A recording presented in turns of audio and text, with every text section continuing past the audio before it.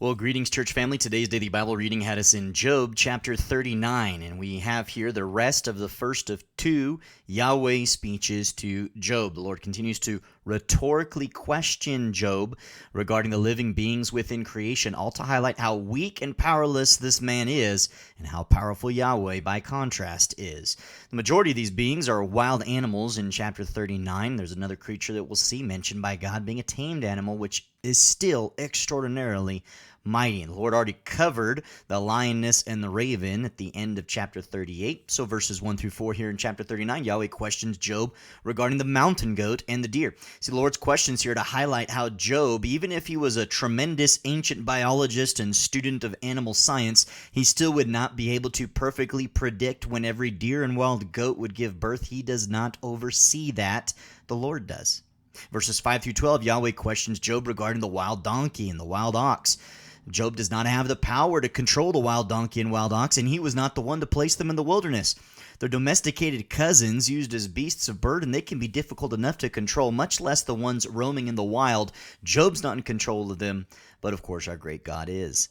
Verses 13 through 18, Yahweh questions Job regarding the ostrich. And there's some debate here because ostriches do, on observation, care for their young. However, the language is used here by the Lord that they don't. They just kind of leave them in the ground because these odd-looking, huge, flightless birds do lay their eggs rather haphazardly in the sand, kind of like a hen does, rather than making a careful nest. And amazingly, these birds can run faster than the horse and its rider, hence the depiction of the ostrich laughing at those creatures. The ostrich is brought up because it's an animal that Job couldn't hope to tame and perfectly understand, much less control. And again, is Job the one who created it?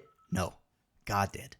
Verses 19 through 25, Yahweh briefly switches away from wild animals to question Job regarding horses. And by the context, he's speaking of horses which have been tamed by man, used as weapons in battle or as beasts of burden. References to battle make it clear.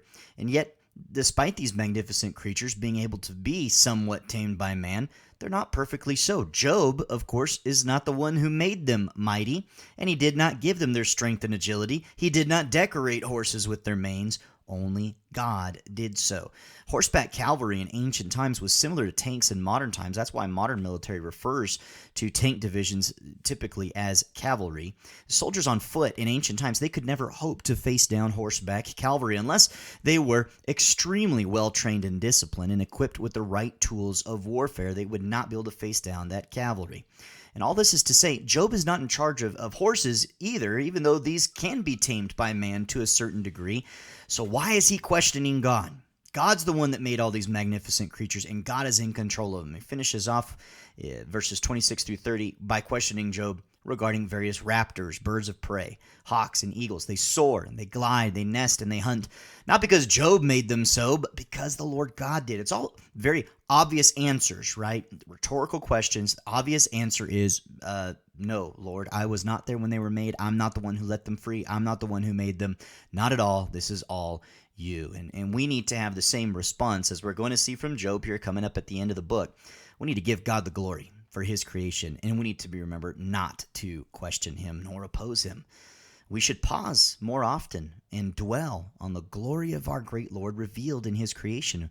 Very busy lives in modern society today, easy to get wrapped up in all sorts of news and technology and everything that's going on. And if we're involved, hopefully with our families and shepherding them and loving on them and loving one another, and in the church with ministering towards one another, loving one another, we still need to take time to look around at this creation, whether we're at work in the fields or driving by them, here in town or elsewhere. We need to observe the deer and the hawks and the eagles and the coyotes. Look at the horses and the livestock. Revel in the creativity and power of God to create such creatures and to sustain them on this earth. And let's worship him in response. Psalm 33, 6 through 9 says, "By the word of Yahweh the heavens were made, and by the breath of his mouth all their host. He gathers the waters of the sea together as a heap. He lays up the deeps in storehouses. Let all the earth fear Yahweh.